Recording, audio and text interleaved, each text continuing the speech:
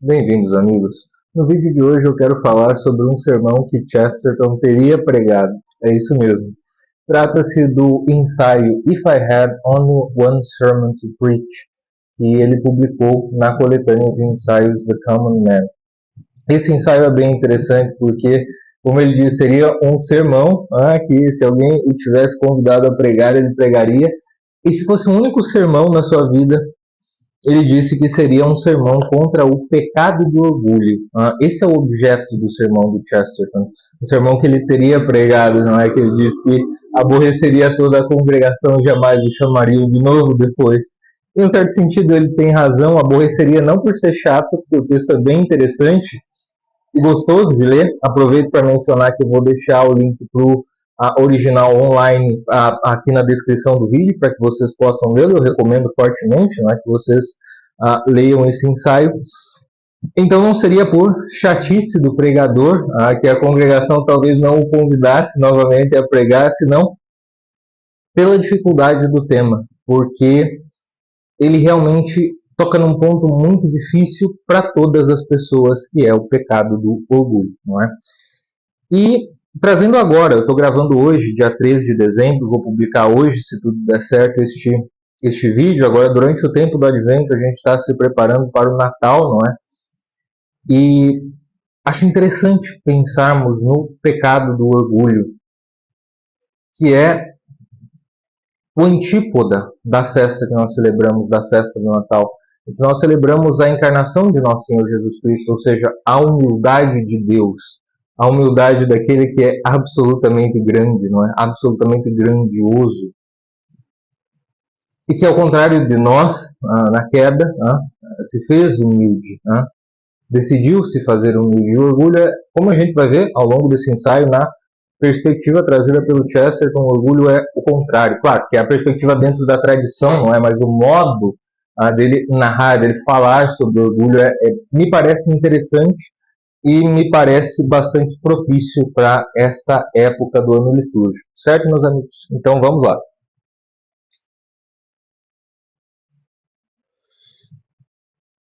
É muito próprio da festa do Natal, do Advento do Natal, nós pensarmos na humildade de Deus. A humildade de Deus que contraria o orgulho humano do pecado original. Não? E eu voltei a esse texto do Chesterton, a esse sermão, não é? O ensaio que é um sermão. Há alguns dias eu lembrei de uma citação que eu tinha colocado num ensaio que eu escrevi para o Marchando Religione. Eu fui atrás dessa citação de novo, aí caramba, eu lembro que esse sermão do Chesterton me impactou bastante há alguns anos, quando eu li pela primeira vez, e eu decidi relê-lo, e felizmente coincidiu essa releitura com o tempo do Advento, não? Porque a humildade de Deus é um negócio que nos choca, não é? Nós dizemos, ouvimos até aquela frase, e até dizemos às vezes, que o amor constrange, e o amor constrange por também ser humilde. Quando a gente pensa num amor grande, arrebatador, ilimitado, como é o amor de Deus, incondicional, nós não podemos nos esquecer de que ele também é humilde. Né? Ele também é humilde, ele dá tudo de si, mas ele não é espalhafatoso, ele não é exagerado. E se pensarmos nessa humildade, é um ponto que nós poderíamos meditar bastante acerca do Santo Natal, não é? E o contrário dessa humildade é o orgulho, que o Chesterton diz que é um pecado bastante comum. Ele é tão comum quanto é negado, não é? Que as pessoas teologicamente já não sabem o que ele é, não é?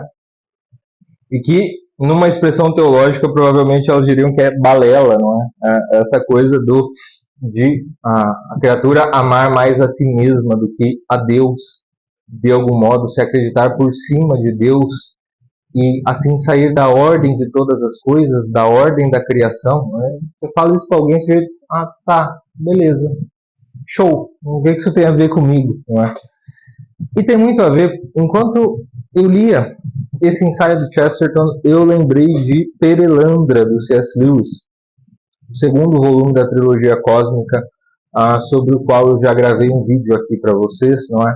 em que eu falei daquela tentação trágica, né? O Lewis traz aquele diálogo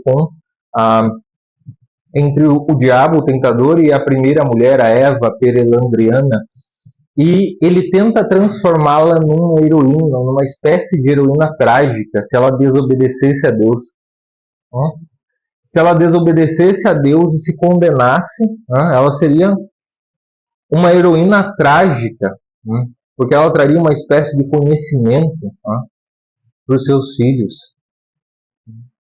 Ela traria um avanço para os seus filhos, ela traria uma melhora de vida para os seus filhos futuros, né? E essa melhora marcaria para sempre a civilização, ainda que ela fosse vilipendiada depois como uma vilã. Mas ela sabia que ela seria uma heroína trágica, não é? Segundo o tentador dizia. E ele estava sutilmente dizendo para ela se colocar no lugar de Deus, se colocar como maior do que Deus, se colocar como uma possível, vejam só que coisa interessante, como uma possível redentora. O diabo, em Perelandra, do C.S. Lewis, aparece fazendo a tentação para a mulher de que ela seria uma redentora. Vejam que paradoxo, né? Ela, ao cair no pecado, seria uma espécie de redentora dos seus filhos, quando é justamente o contrário, é pelo pecado que vem a redenção. É depois do pecado que Deus nos redime. E o Chesterton diz nesse ensaio que as pessoas comuns têm até certa indulgência com os erros, com as falhas, as debilidades de caráter. Certo? O sujeito, ele pode ter uma falha, uma debilidade de caráter, ele pode ser temperamental, meio chato, meio ruim, mal-humorado, pode até cometer erros assim mais graves até, mas quando a gente percebe que é uma debilidade que o sujeito tem, é um negócio assim que naquele momento o domina, que ele sabe ser refém daquilo, que ele está lutando, às vezes ele ganha, às vezes ele perde. Bom, existe uma indulgência do common folk com essas pessoas. O problema, e aqui em bom português que eu vou colocar, que nós temos uma expressão muito interessante. O Chesterton usou algumas expressões inglesas, não é? Eu vou usar uma expressão em português que nós temos aqui no Brasil, que é o sujeito se acha. O sujeito que se acha. É muito difícil que alguém tenha paciência com um sujeito que se ache. Quem se acha o dono da rua. E o Chesterton diz que em inglês, não sei se hoje em dia é assim, mas na época em que ele escreveu o ensaio, ele coloca até, não é, a citação coloquial de que o sujeito pensa que ele é o próprio Deus Todo-Poderoso. Né? Ele se acha tanto que ele se acha o próprio Deus. E o Chesterton diz, essa expressão é muito precisa. Porque o orgulhoso, ele realmente se coloca no lugar de Deus. Ele realmente se acha Deus, se acha superior a Deus. Ele se coloca no centro da realidade. E Deus só tem um, que é o Deus Todo-Poderoso. Bom, vão haver conflitos, não?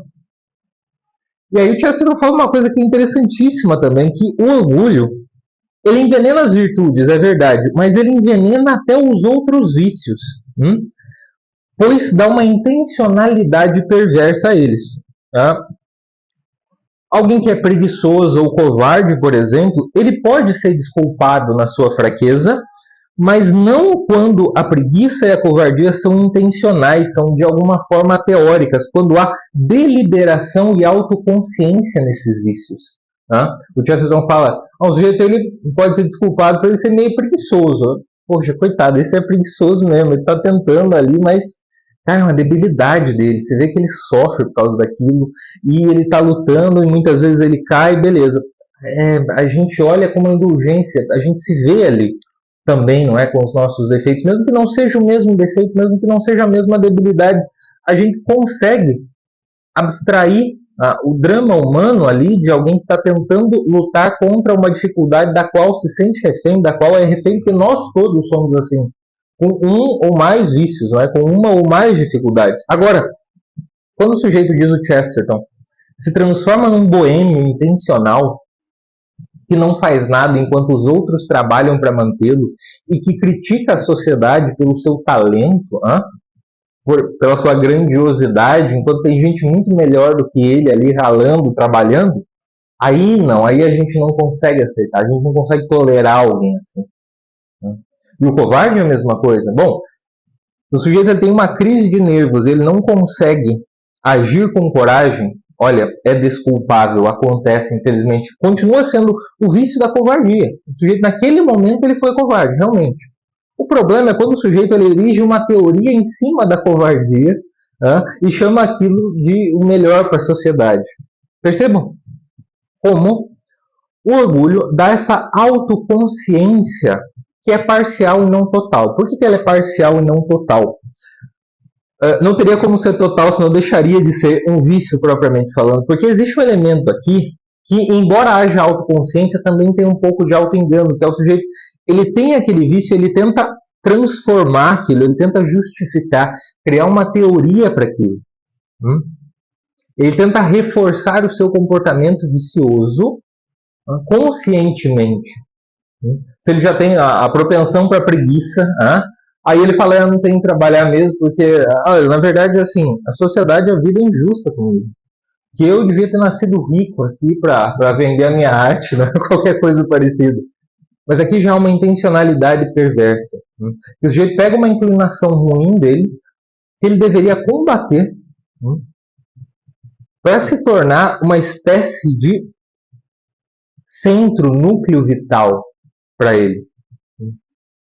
E aí é que ele realmente se acha o dono do mundo, que ele se acha Deus Todo-Poderoso. Porque ele quer inverter a ordem de todas as coisas. Ou melhor, acho que a palavra certa é perverter a ordem de todas as coisas.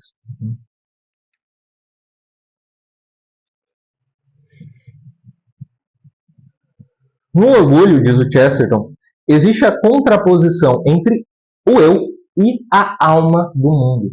Eu tomo o lugar da alma do mundo, do ser das coisas. Logo, eu me torno o parâmetro da realidade. O que é pior, por algum vício meu, eu tento me justificar. Isso aqui é fascinante, não é? Porque existem vícios, existem dificuldades pelas quais nós passamos que acabam interferindo na nossa razão, no nosso modo de enxergar a realidade. Isso é perigosíssimo, perigosíssimo. É por isso que a gente precisa ter, para usar o título daquele livro da Susan Weisbauer, uma mente bem treinada. Nós precisamos reconhecer em que medida esses condicionantes, que podem ser traumas, pode ser um problema de saúde, pode ser um problema psicológico, pode ser um vício moral, em que medida essas coisas condicionam o nosso modo de enxergar e interpretar a realidade. Porque isso pode ser um ponto de queda para nós, uma pedra de tropeço. A gente, por exemplo, pode em algum momento ser vítima de uma injustiça grave, não conseguir a reparação e, ao invés de dar o passo difícil, porém necessário do perdão, e de levar a vida mesmo com aquele sofrimento, veja, você já tentou o que você podia fazer para conseguir aquela reparação da justiça, mas você não conseguiu. E é muito provável que você não consiga. Sei lá, vamos pensar que a pessoa que te ofendeu já morreu, por exemplo. Se você continuar cultivando aquele ressentimento, que ele vai te atormentando, e você, ao invés de perceber que ele é um ressentimento, uma fraqueza sua, contra a qual você está lutando, então, meu Deus, me ajuda a tirar esse negócio de mim, eu não aguento mais ser refém disso, desse ressentimento, dessa raiva, você passa a enxergar a própria realidade como fundamentalmente injusta. A própria realidade como uma espécie de brincadeira de humor negro. Esse é o parâmetro do ego e, sobretudo, do ego ferido, não é? Quando a gente passa por algum sofrimento, e aqui pode ser um sofrimento real, um sofrimento assim meio imaginário do sujeito, alguma coisa que tem uma grande contribuição da sua imaturidade. O problema é que ele coloca aquilo no centro da realidade e ele passa a enxergar a realidade daquele modo. Entende? Se ele viveu um casamento ruim, ele acha que o casamento não presta. Se ele teve pais ruins, ele acha que assim, paternidade, maternidade é enganação. Se ele nunca teve um bom amigo, ou se foi traído por um bom amigo, ele acha que a amizade é só uma coisa de interesse. E ele vai passar a desconfiar das amizades entre outras pessoas e, claro, quem se aproximar dele. E por aí vai. Existe aí uma deliberação, uma tentativa de teorizar a partir desse vício, dessa dor, que coloca o próprio sujeito como centro ali da realidade, que o contrapõe à alma do mundo, ao ser das coisas, à ordem das coisas. E claro que ele entra numa visão da vida que é decepcionante, que é triste, que é vazia. E essa visão da vida, que no fundo quer a destruição da realidade, porque a vê como fundamentalmente ruim, é o extremo oposto da humildade, da virtude da humildade. Por quê? A virtude da humildade é a condição de possibilidade para a admiração. Admiração do ser das coisas, abertura, e consequentemente abertura para Deus. E o que há de mais humilde e admirável ao mesmo tempo do que a encarnação do Deus Todo-Poderoso. Justamente para curar todas as nossas feridas. Até aquelas que humanamente, ou especialmente aquelas que humanamente são incuráveis. Perceba que a realidade ganha uma nova perspectiva quando nós pensamos assim. E que mesmo com a dor, mesmo com o ressentimento nos batendo a porta, nos tentando, nós conseguimos ver a bondade e a beleza das coisas. Porque estamos numa disposição de admiração, que é a disposição de humildade. A disposição do eu sei que eu sofri, eu sei que eu posso sofrer de novo. Mas esse Deus que nos redimiu, que é muito maior do que tudo isso, que em primeiro lugar ele foi humilde. Não fui eu que fiz o mundo, lembrando do discurso de Deus para Jó no fim do livro de Jó, na Sagrada Escritura. O Chesterton fala uma coisa interessantíssima também, quando ele diz ele diria para a congregação, nunca enjoy yourself. Eu não sei como eu poderia traduzir esse enjoy yourself, mas essa espécie de gozar ou curtir a vida por si. Em inglês tem o pessoal aqui, mas o Chesterton fala, nunca enjoy yourselves, mas goste de outras coisas. O importante é você gostar de outras coisas que estão na realidade, que estão fora de você, que não são o seu ego. E diz o Chesterton, os seres humanos são felizes na medida em que mantêm o poder de reação surpreendida e grata a algo de fora. Para que essa reação de admiração, de surpresa e de gratidão pelos dons recebidos permaneça, você tem que cultivar a virtude da humildade, que também é uma leveza para com as coisas. E não é uma leveza falsa. Eu falei sobre isso em outro vídeo, Quando eu mencionei a inocência. E no adulto, a inocência ela é reconquistada. Ela é reconquistada. Porque ela envolve o sofrimento, ela envolve toda a dor sofrida, ela envolve a perversidade conhecida e praticada, mas ela permanece porque a pessoa afirma a bondade de todas as coisas. Ela continua conservando essa capacidade de se maravilhar, de se surpreender com a bondade das coisas e das pessoas ao seu redor. O orgulho, por outro lado, é uma doença em que há uma afetação de superioridade em relação aos dons da realidade. Porque no fundo, olha, parece que nada presta, julga o sujeito orgulhoso. Parece que tudo isso aqui está mal feito, parece que a realidade está mal feita. Parece que todo mundo é mau caráter, todo mundo vai se aproveitar do outro. Parece que essa vida é uma piada de humor negro, A gente vem aqui, é jogado aqui de qualquer jeito, sofre pra cacete. Aproveita aí uns momentos de alegria, lembrando do C.S. Lewis falando, Da época em que ele não acreditava em Deus.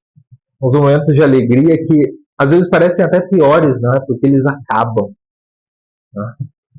Muitas vezes somos vítimas de sofrimentos atrozes, por os quais não tem escapatória. Qual o sentido disso, Qual o sentido disso? Parece que a gente se esforça, só apanha, tem algo errado na realidade. É preciso construir alguma outra coisa. Ou no fundo é preciso destruir tudo para que todo mundo pare de sofrer, É preciso destruir tudo. Por isso que, no fundo, por trás de todas essas concepções de uma espécie de paraíso terrestre aí, não é? Que sobretudo as ideologias modernas tentam criar, não muito diferente de algumas heresias antigas, não é? Mas isso é tema para outro vídeo, e do qual o Chesterton falou também, o Chesterton falou disso, o Belloc falou disso, mas o fato é que no fundo, por trás dessas utopias políticas de criar um novo paraíso na Terra, e o Lewis vai falar disso também, aquela Fortaleza Medonha, terceiro volume da trilogia cósmica, na verdade existe um desejo de destruição das coisas, né? Um cansaço em relação ao modo como as coisas são, um desejo de destruir tudo, né? De acabar com tudo, porque tudo na verdade é ruim.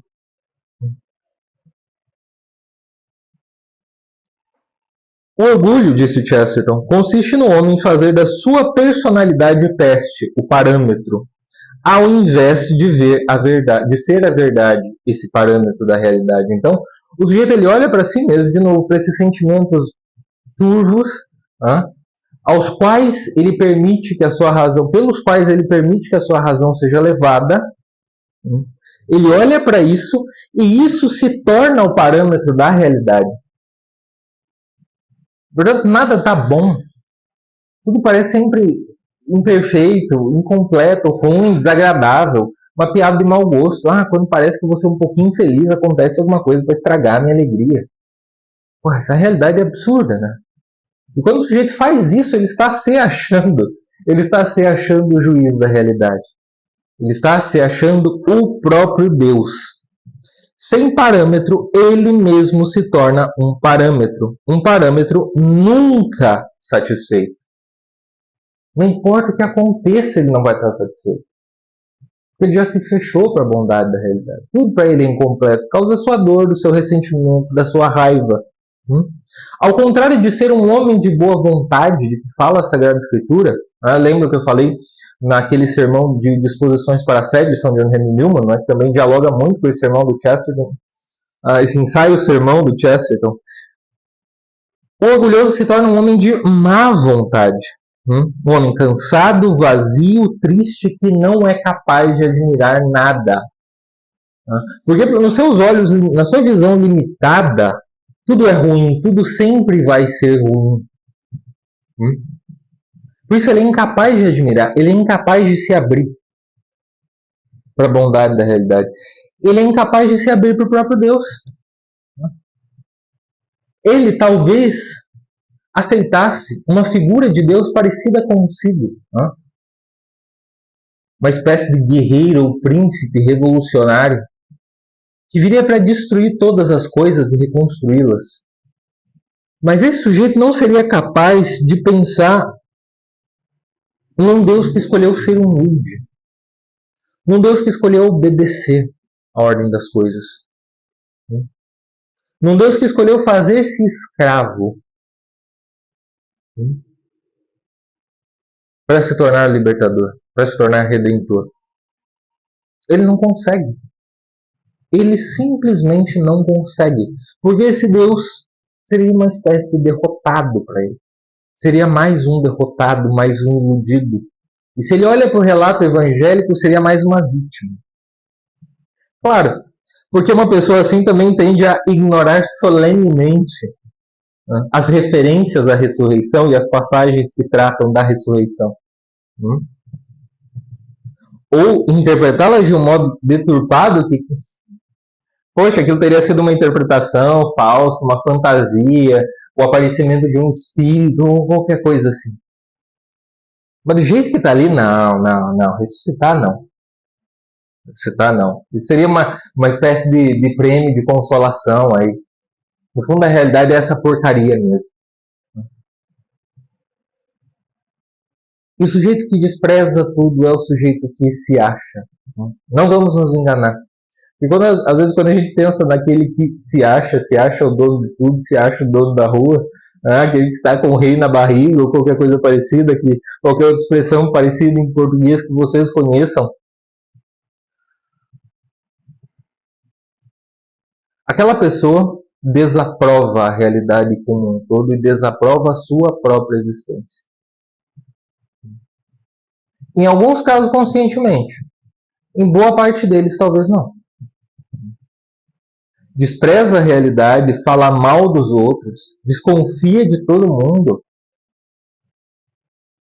e critica os outros por erros que ela conscientemente não percebe ou para os quais inventa uma justificativa, como se ela os pudesse cometer. Como se, bom, já que está todo mundo fazendo, eu também posso. E sem deixar de detestar, de desaprovar, de reprovar profundamente a realidade. E vejam se isso não é comum, como o Chesterton falou. Vejam se esse pecado não é tão difundido, como ele disse também, na sua época. Em que medida nós não compartilhamos dele? De julgarmos a nós mesmos como parâmetro da realidade. E de, sem percebermos, fazemos a contraposição entre nós e a alma do mundo. E vejam se lembrar do mistério da encarnação de Nosso Senhor Jesus Cristo na festa do Natal não é propício para a gente sair dessa tentação do orgulho e contemplar humildemente a encarnação daquele que é maior do que todos nós, daquele que nos criou, que decidiu se fazer pequenininhos, fazer um de nós para nos salvar. Imaginem que abertura é essa? Uma abertura que vem do céu, uma abertura que vem direto do próprio céu, independente de nós, mas por amor, livre, gratuito. E como o orgulho tenta até se fechar para essa experiência, não aceitá-la, negá-la. Eu não aceitaria um Deus que fizesse isso, porque esse Deus seria um fraco. Em medida as nossas ações, ainda que não necessariamente as palavras, mas as ações, os pensamentos, não nos levam, no fundo, a desprezar esse Deus que se fez humilde, que se fez um pouco fraco, né, para nos salvar, por amor, por humildade. Ele não queria ser aquele falso herói trágico de que o tentador do C.S. Lewis está falando, mas ser um herói verdadeiro. Ser um herói humilde e também discreto, não é? E é isso, meus amigos, que eu queria compartilhar com vocês sobre esse sermão que o Chesterton teria pregado. Eu espero que vocês tenham gostado do vídeo. Peço que curtam o vídeo, que compartilhem-no em outras redes sociais, enviem o link para alguém. E se não são inscritos aqui no meu canal, que se inscrevam, por favor, porque isso ajuda bastante o meu trabalho, tá bem? Agradeço pela atenção de vocês e até o próximo vídeo.